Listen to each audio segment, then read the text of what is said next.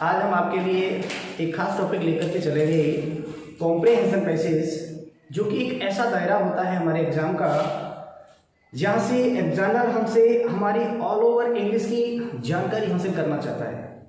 Comprehension एक ऐसा दायरा है जिसमें आपका ग्रामर सेक्शन, आपका क्लोज टेस्ट, आपका वोकेबलरी, पैराजम्बल, इन तमाम सारी चीज़ों को अगर आप पाना चाहते हैं तो तुम्हें रीडिंग कॉम्प्रिहेंशन करना पड़ेगा। उसमें ऐसे सवालात किए जाते हैं जिससे कि बच्चे की फुली जो इंटेलिजेंसी है उसको हम चेक कर लेते हैं, जज कर लेते हैं। तो आज हम कुछ कॉम्प्रिहेंशन से लेकर के कुछ चीज़ें लेकर के चलेंगे। तो आइए हमारे साथ। जो मैं फर्स्ट ऑफ ऑल जो दायरा लेकर के चलूँगा ये अकेला 12th का ही नहीं है। 12th में एक टॉपिक है, उसको मैं हाईलाइट करने के बाद आपको बताऊंगा। ये जो टॉपिक मैं लेकर के चल रहा हूँ कॉम्प्रिहेंशन पैसेज का, ये आपका सभी क्लासेस के लिए कंसिडरेबल होगा। यहाँ तक कि आप अगर कॉम्पिटिटिव लेवल पे जाएंगे तब भी आपको ये तमाम सारी चीज़ें यहीं से निकल के मिलेंगी। तो आप क्यों ना आगे की तैयारी करने के लिए अभी से जुट जाए, तो चीज़ें आसान होने लगेंगी। तो आइए हम आपका टॉपिक लेकर के चलेंगे, कॉम्प्रिहेंशन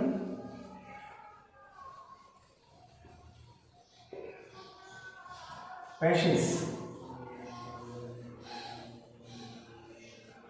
कॉम्प्रिहेंशन पैसेज यानी कि एक ऐसा पैसेज, एक ऐसा पद्यांश जिसके अंतर्गत मुझको क्या मिलता है, कॉम्प्रिहेंशन। हम चलो पहले कॉम्प्रिहेंशन वर्ड को ही हाईलाइट कर देते हैं जिससे कि कुछ चीजें निकल के आएंगी।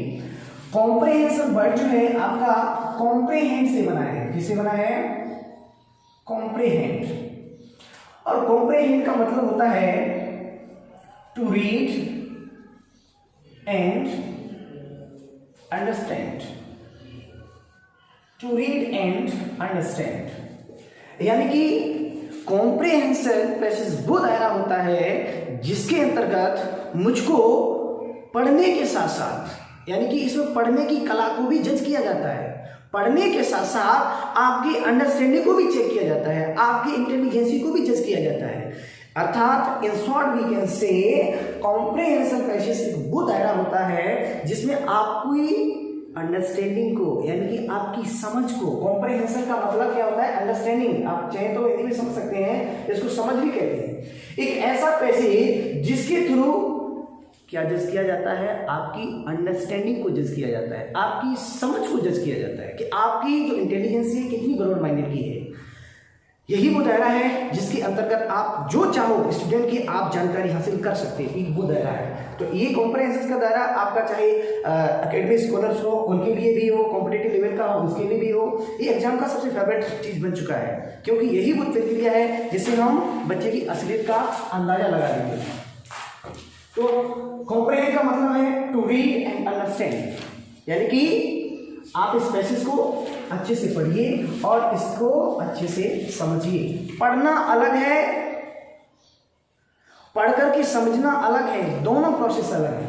रीड का मतलब है आपने कोई चीज पढ़ ली ऐसे ही फॉर्मेलिटी के लिए, लेकिन उसको आपने समझा नहीं। स्टडी किसी का एक सिनोनिम है। स्टडी एक ऐसा वर्ड होता है जिसमें पढ़ने के साथ साथ आप उस चीज को समझते भी हो। ऐसे ही आप टाइम पास के लिए कोई चीज पढ़ रहे हो, आप उसको समझ नहीं रहे, आप सिर्फ उसको पढ़ रहे हो। तो रीड, स्टडी इसमें रीडिंग में है और अंडरस्टैंडिंग में, दोनों चीजें हैं। तो रीड एंड अंडरस्टैंड में आप जो कुछ भी पढ़ते हो, अर्थात पैसेज के अंतर्गत आप जो कुछ भी पढ़ते हो वो सबसे पहले आप देखते हो उसमें कुछ सेंटेंसेस होते हैं। क्या होते हैं? सेंटेंसेस। और सेंटेंसेस के अंतर्गत क्या होता है? स्ट्रक्चर होता है। क्या होता है? स्ट्रक्चर। स्ट्रक्चर का मतलब इसमें सब्जेक्ट, वर्ब, ऑब्जेक्ट का अग्रीमेंट दिया होता है। स्ट्रक्चर से सब्जेक्ट, वर्ब और ऑब्जेक्ट का अग्रीमेंट दिया होता है, हम इन चीज को पढ़ते हैं। और ये जो दायरा है सेंटेंसेस का, स्ट्रक्चर का, ये कहीं ना कहीं हमारा ग्रामर सेक्शन से जुड़ा होता है। किससे जुड़ा होता है? ग्रामर सेक्शन से। तो हम हर चीज को पैरेलल लेकर चलेंगे। इसमें सबसे अधिक जो रोल होता है वो ग्रामर का होता है। पैसेज हमको दिया जाता है, उसके नीचे क्वेश्चंस दिए होते हैं। जो क्वेश्चंस हैं उनके आंसर्स आपको उसी पैसेज से फाइंड आउट करने होते हैं। एक बात सोचिएगा, अगर आपको उन सभी क्वेश्चंस के जवाब जैसे आप पाना चाहते हो टू द पॉइंट अगर आपको उसमें मिल जाएंगे तो फिर नकल तो आपकी पहले ही हो गई। इसके लिए क्या किया जाता है, एग्जामिनर इतना बेवकूफ़ नहीं होता है कि आपको जो क्वेश्चंस दिए हैं सारे के सारे आंसर आपको पैसेज में मिल जाएं।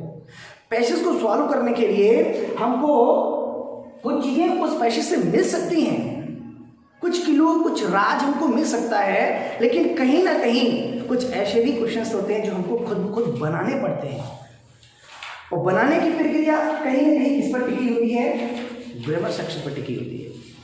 इसमें एक और सबसे जो महत्वपूर्ण दायरा है वो आपका होता है वोकैबुलरी का। किसका होता है,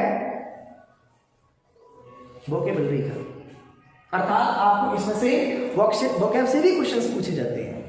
आइए अब हम टॉपिक पर चलते हैं। जो 12th स्टैंडर्ड का टॉपिक है वो आपका कॉम्प्रिहेंशन का मैं अभी 12th स्टैंडर्ड को लेकर के चल रहे हैं।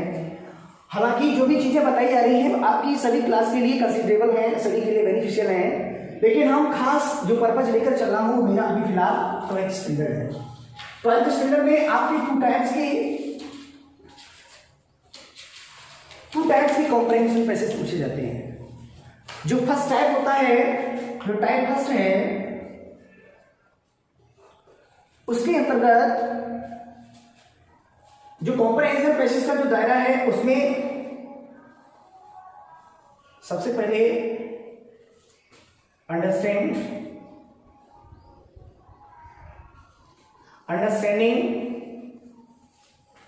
And vocab.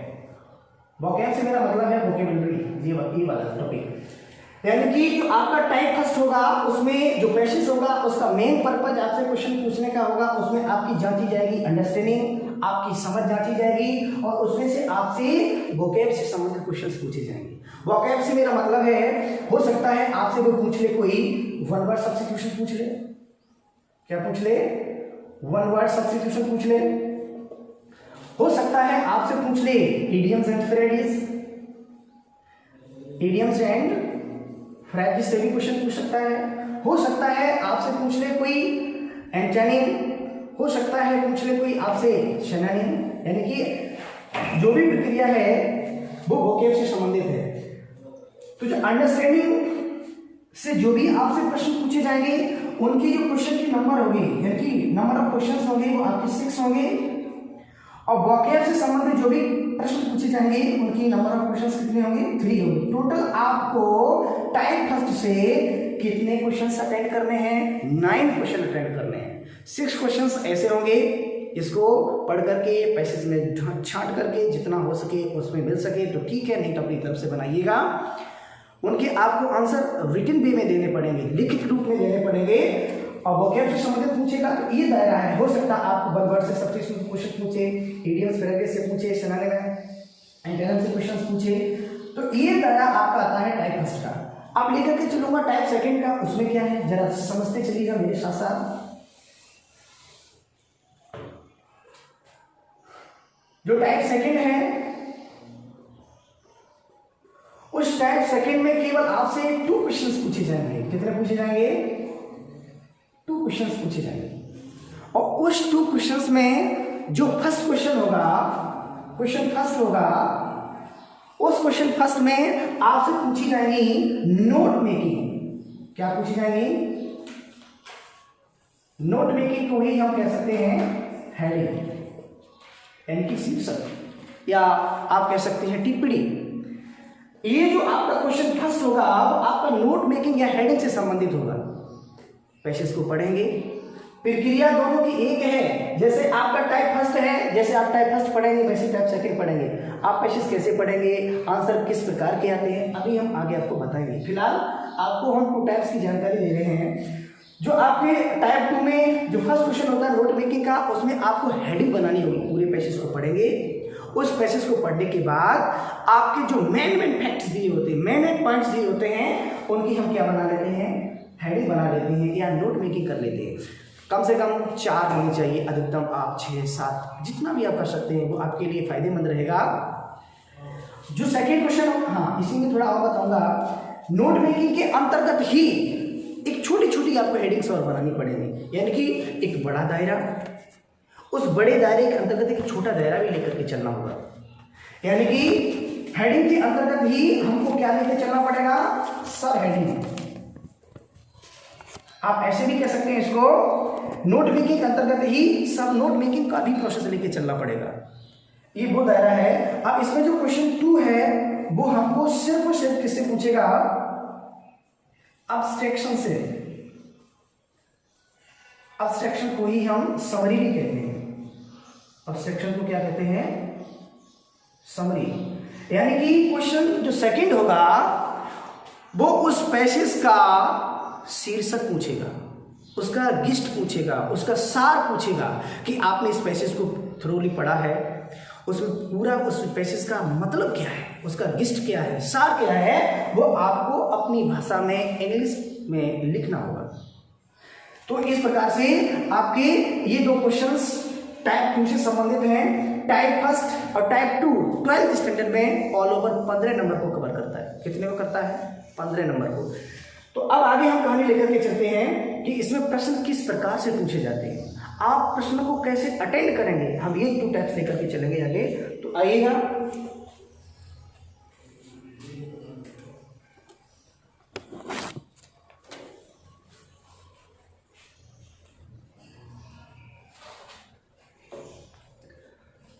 इसमें मैं आपको लेकर चल रहा हूं kinds of questions. Kinds of questions यानी कि इसमें जो प्रश्न पूछने के प्रकार हैं, तरीके हैं, वो क्या है। तो सबसे पहले तरीका मैं लेकर के चलूंगा थीमेटिक क्वेश्चंस। थीमेटिक क्वेश्चंस यानी कि ऐसे प्रश्न होंगे जो प्रश्न किससे संबंधित होंगे, थीम से। थीमेटिक का मतलब है थीम। थीम को ही हम दूसरी भाषा में समझ सकते हैं सेंट्रल आइडिया। क्या समझ सकते हैं, सेंट्रल आइडिया। यानी कि आपके पैसेज में कोई एक ऐसी थीम दी होगी, कोई ऐसा एक सेंट्रल आइडिया दिया होगा जिस थीम और उस सेंट्रल आइडिया के चारों तरफ उस पैसेज को घुमाया जाएगा। क्या किया जाएगा, उस सेंट्रल आइडिया और उस पैसेज के चारों तरफ उस पैसेज को घुमाया जाएगा। जैसे मान लो ये आपका पैसेज दिया है, ये आपका पैसेज दिया है। इस पैसेज में मैंने देखा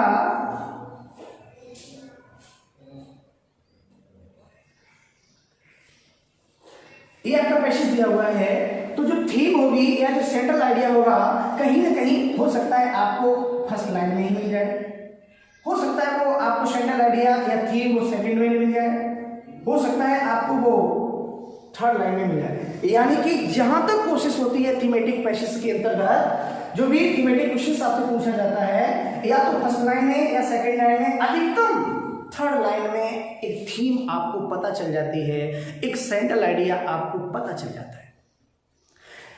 जो थीमेटिक क्वेश्चंस होंगे उनके भी कुछ प्रकार हैं। थीमेटिक क्वेश्चंस के क्या प्रकार हैं, आइए मैं समझता हूं। सबसे पहले जो थीमेटिक क्वेश्चंस होगा वो हो सकता है वन लाइन में हो। वन लाइन का मतलब एक थीम, आप समझ सकते हैं वन थीम या वन लाइन, कुछ भी कह सकते हैं। उस पैसेज में हो सकता है आपको वन लाइन की थीम दी गई हो, यानी एक लाइन की थीम दी गई हो, या एक थीम दी गई हो। जैसे ये पूरा पैसेज है तुम्हारा, हो सकता है थीम यहां मिल जाए, यहां मिल जाए, यहां मिल जाए। ओवरऑल जो पैसेज है उसमें आपको केवल एक ही थीम मिलेगी, और उस थीम के चारों तरफ उस पैसेज की स्टोरी को घुमाया जाएगा। Second one, split theme.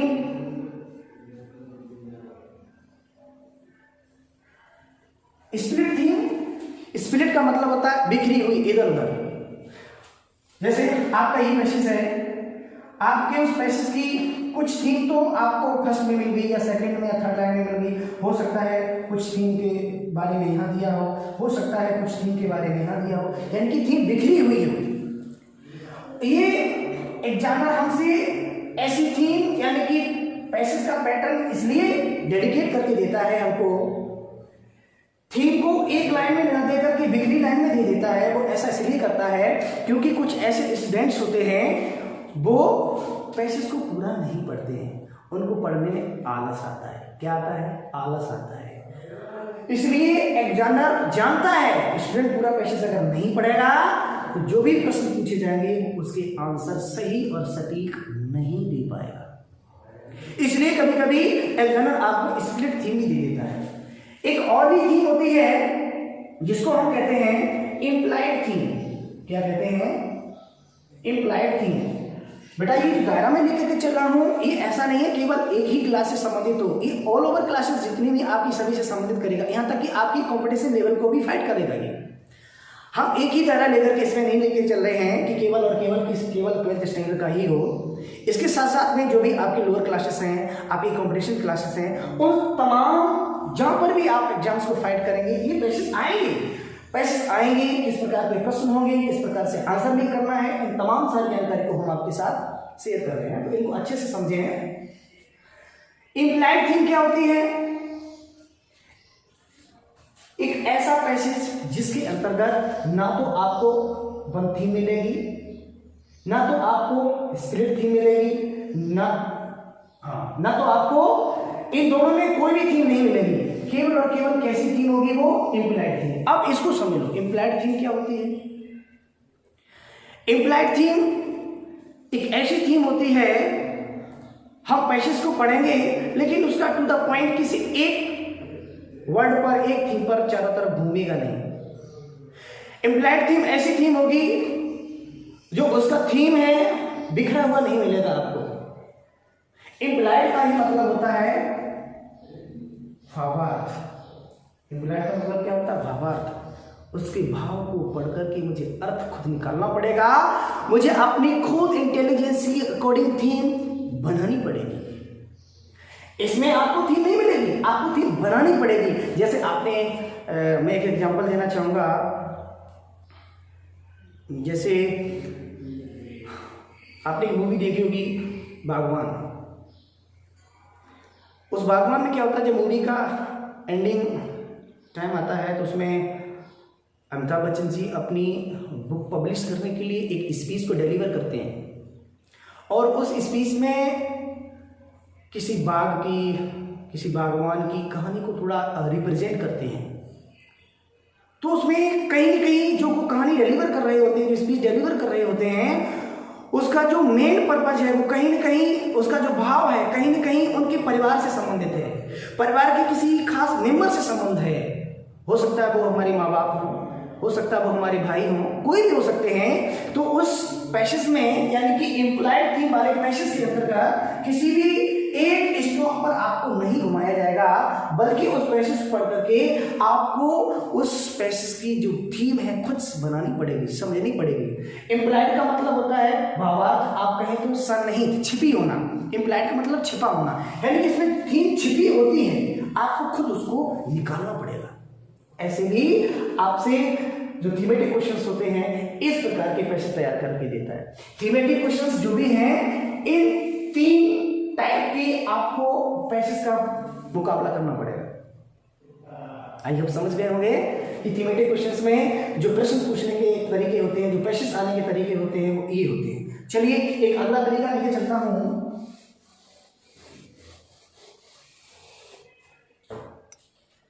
Second one is factual passage, I am sorry, factual questions, यानी कि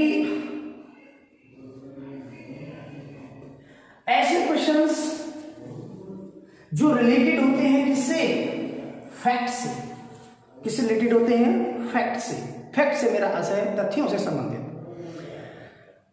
इसमें क्या होगा, इसमें जो भी प्रश्न दिए होंगे, इस ऐसे पैसेज में जो भी क्वेश्चन हमसे पूछेगा वो कहीं ना कहीं संबंधित होते हैं किसी डिटेल से,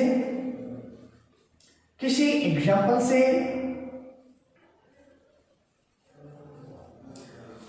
किसी डेटा से संबंधित होते हैं।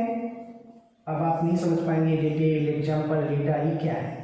मैं आपको बताना चाहूंगा, जैसे आपसे कहा जाए, आपसे मेरा मतलब है उस पैसेज में आपसे प्रश्न पूछा जाए कि जलियांवाला बाग का जो हत्याकांड था वो कब हुआ था। अगर आपसे ऐसा प्रश्न आए, ऐसा प्रश्न पूछे, तो इससे पहले क्या होगा, जो भी फैक्चुअल पैसेज होगा उसमें ऑलरेडी आपको उस प्रश्न से संबंधित मिल सकती है कोई डिटेल, मिल सकता है कोई एग्जाम्पल, मिल सकता है कोई डेटा। समझ रहे हैं बात को। फैक्चुअल पैसेज की एक अच्छी सी कहानी ये होती है कि हमको प्रश्न से संबंधित पहले से ही उसमें कोई ना कोई डिटेल दी होगी, कोई ना कोई एग्जाम्पल दिया होगा, कोई ना कोई डेटा दिया होगा। और जो फैक्चुअल क्वेश्चन से संबंधित जो भी प्रश्न आते हैं, इससे संबंधित जो भी पैसेज बनता है, ये सबसे आसान होता है। वो कैसे आसान होता है? क्योंकि इसमें जो प्रश्न पूछने के तरीके होते हैं वो इस प्रकार से होते हैं, अकॉर्डिंग टू द राइटर या अकॉर्डिंग टू द नरेटर या अकॉर्डिंग टू द पैसेज, ऐसे करके आपसे प्रश्न पूछेगा। प्रश्नों की इसकी जो एक स्वरूप होगी, जो संरचना होगी, वो क्या होगी, अधिकतर जो भी प्रश्न पूछे जाएंगे फैक्चुअल पैसेज में, according to the writer, according to the narrator, according to the passage, ऐसे आपसे प्रश्न पूछे जाएंगे। यानी कि इस पैसेज को आप पढ़ेंगे, आपको आंसर बनाने में इसकी अपेक्षा कम तकलीफ होगी। इसके जो भी क्वेश्चंस होंगे सिंपल, सरल, आसान भाषा में दिए जा सकते हैं। आपको इसमें थोड़े कम एफर्ट्स लगाने पड़ेंगे। आपके जो भी एकेडमिक लेवल होता है, अधिकतर इसी से संबंधित प्रश्न पूछे जाते हैं। अधिकतर क्या होता है, इसी से संबंधित प्रश्न पूछे जाते हैं।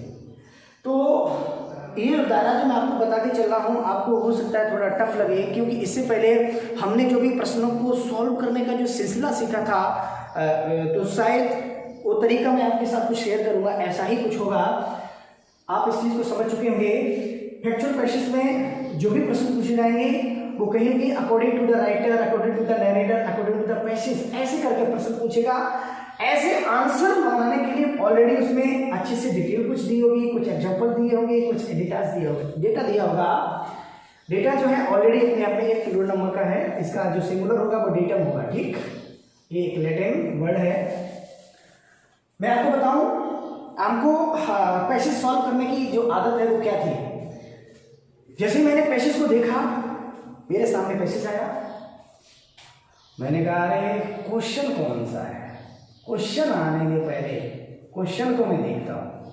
3-4 क्वेश्चन आपके सामने दिए होते हैं, उसमें देखा एक वर्ड ये है, मान लो ये पैसेज लिखा है आपका, एक वर्ड इसका देखा, एक वर्ड इसमें ढूंढना शुरू किया, इसमें कहाँ है, मिल गया, ओहो उसका ये मिल गया, वेरी गुड, इसका लिया, चेक किया। दूसरा देखा, फिर कुछ उसमें वर्ड देखे, फिर उसमें ढूंढना शुरू किया, कहाँ वर्ड एक आधा मैच हो रहा नहीं लिया, ऐसे ढूंढा, ये मिल गया, चलो ये चेक किया।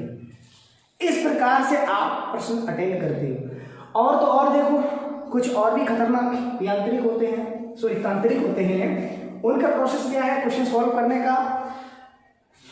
जैसे ही देखा, पहली और दूसरी लाइन ली और क्वेश्चन फर्स्ट में चेक दी, तीसरी चौथी लाइन ली, सेकंड क्वेश्चन में चेक दी, थर्ड फोर्थ लाइन ली, थर्ड फोर्थ क्या पूरी तीनों लाइन ले ली और थर्ड क्वेश्चन का आंसर बना दिया। इस प्रकार से देखा कि फोर्थ क्वेश्चन के लिए कुछ बचा ही नहीं, अरे छोड़ो गोली मारो, कुछ भी नहीं, छोड़ दिया, क्वेश्चन ही छोड़ दिया। तो कुछ ऐसे भी तंत्र मंत्र करके हमारे स्टूडेंट्स कुछ यंत्र की विद्या सीख करके आते हैं और भोले बाबा का नाम लेकर के आंसर बनाना शुरू कर देते हैं। अब देख लो तुम्हारे दृष्टिकोण में और हमारे दृष्टिकोण में कितना फर्क है। बस इसीलिए पैसेज को लेकर के इतनी तमाम भ्रांतियां होती हैं कि इसका सोल्यूशन कैसे किया जाए, इसके आंसर कैसे जज किए जाए, कैसे आंसर भी किए जाए, इन तमाम चीजों को मैं लेकर इसीलिए आया। देखिएगा आपको आंसर हूबहू आपको पैसेज में नहीं मिल सकता है, हो सकता है कोई रेयर केसेस में आपको 1-2 आंसर मिल जाए, 3 मिल जाए अधिकतम, लेकिन आपको उस आंसर से संबंधित, उस क्वेश्चन से संबंधित आपको कुछ टॉपिक उसमें मिल जाएंगे, लेकिन उसमें आपको आंसर बनाने होंगे। उस आपको अपनी टेंस से संबंधित, अपनी वोकेब से संबंधित इंटेलिजेंस को लगाना पड़ेगा, कुछ आंसर्स खुद बनाने पड़ेंगे। इसलिए आपको ये मैसेज दिया जाता है, इसी के थ्रू एग्जामिनर आपकी इंटेलिजेंस को जज कर लेता है कि आपने ग्रामर अच्छे से पढ़ी कि नहीं पढ़ी, आपको अंग्रेजी पढ़नी आती है कि नहीं आती है, इसीलिए दिया जाता है और इसका कोई खास पर्पज नहीं है। तो आई होप आप समझ चुके होंगे कि जो आंसर बनाने के, पैसेज आने के जो कुछ वेरिएशंस हैं, कुछ तरीके हैं, वो हमने आपके साथ डिस्कस किए। अब मैं आपको एक चीज़ लास्ट में यही बताना चाहूँगा कि प्रश्नों को अटेंड कैसे करें, पैसेज को पढ़ें कैसे, उन तमाम सारी चीज़ों को लेकर के चलेंगे।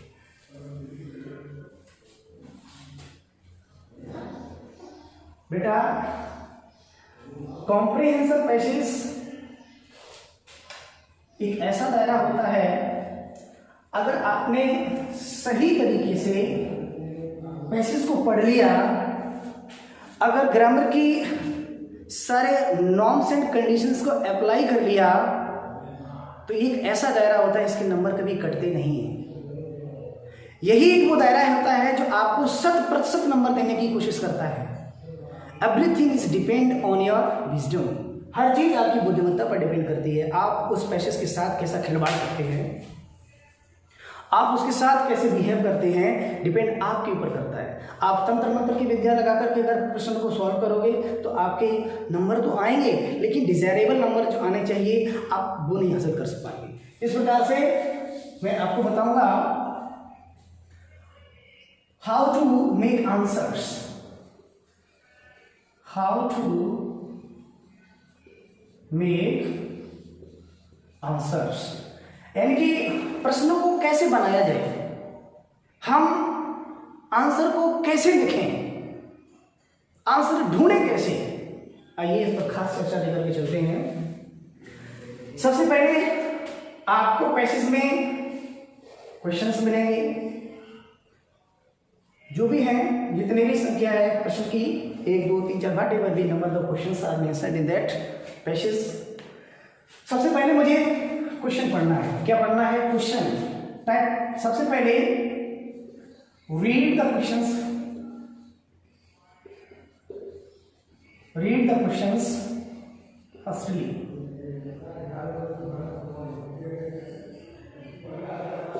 सबसे पहले मुझे क्या पढ़ना होगा? जितने भी क्वेश्चंस दिए हैं उस क्वेश्चन को पढ़ेंगे। उसके बाद गो 1 स्ट्रोक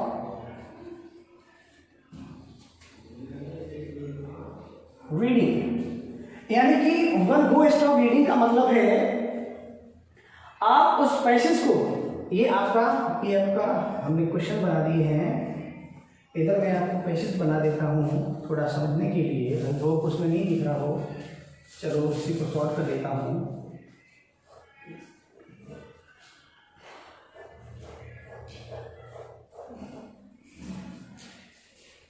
इस प्रकार से सबसे पहले गो 1 स्टॉप रीडिंग, हमको सबसे पहले जो पैसेज दिया है उसको एक ही स्ट्रोक में पढ़ना है। किसमें पढ़ना है? एक ही स्ट्रोक में पढ़ना है। और वो ऐसा इसलिए क्योंकि हम क्या करते हैं, आधा पढ़ लिया, फिर इधर क्वेश्चन लिखे हैं, अब यहां से क्वेश्चन बनाना शुरू कर दिया, फिर आधा पढ़ा, इसको क्वेश्चन फिर बनाना शुरू, ऐसा नहीं करना है। हमको एक ही स्ट्रोक में उस पैसेज को पढ़ना है। उसके बाद क्या करना है, जो पढ़ने का सिलसिला होगा, यानी कि स्पीड कैसी होनी चाहिए? सबसे पहले स्लो होनी चाहिए, उसके तुरंत बाद आप अपनी स्पीड कैसी कर दें? फास्ट कर दें। स्लो और फास्ट से मेरा मतलब है स्टार्टिंग की 1 2 3 4 लाइन्स को थोड़ा धीरे धीरे पढ़ें। उम्मीद करता हूं पहली लाइन में, दूसरी लाइन में आपको थीम मिल जाएगी। फिर आपकी जितनी कैपेसिटी है, आप जितनी इंग्लिश को अच्छे से कैपेबल है पढ़ने में, वो अपना पूरा तजुर्बा लगा दीजिएगा। जिससे क्या होगा, टाइम की बचत होगी, थोड़ा पैसेज को लंबा लंबा पढ़ लीजिएगा। फिर दोबारा से अपने फिर क्वेश्चंस को पढ़िएगा। 4th स्टेप में read the questions again, read the question again 1 by 1 and make the answer। and read the questions again one by one and make the answers। इस प्रकार से आप अपने हर एक क्वेश्चंस को एक एक करके पढ़िए। एक पढ़ लिया, आपको पहले ही पढ़ते समय कुछ चीजें आपके प्रश्न से संबंधित कुछ न कुछ मिलती चली जाएंगी और अपने आंसर को बनाते चलेगा। इस प्रकार से पैसेज को पढ़ने का जो तरीका था, आंसर बनाने का तरीका था, पैसेज के टाइप्स थे, आज हमने आपके साथ डिस्कस किए हैं। तो मेरे प्यारे बच्चों, आपको जो भी चीजें बताई गई हैं एक बहुत ही थोड़ी प्राइस वर्दी है और थोड़ी वैल्यूएबल है, इनको थोड़ा अप्रिशिएट करिएगा, अच्छे से इनको पढ़ करके नोटबुक में नोट डाउन करिएगा। उसके बाद अपनी प्रैक्टिस सेट लगाइएगा, घर पर अच्छी तरीके से अपनी एक कोई प्रैक्टिस बुक ले लीजिएगा, उससे इस सारे नियमों को फॉलो करके अच्छे से जज करके आंसर भी करिएगा। All the best, bye. Subscribe कीजिए हमारे चैनल को और बेल आइकन को दबाइए हमारी लेटेस्ट वीडियो सबसे पहले देखने के लिए।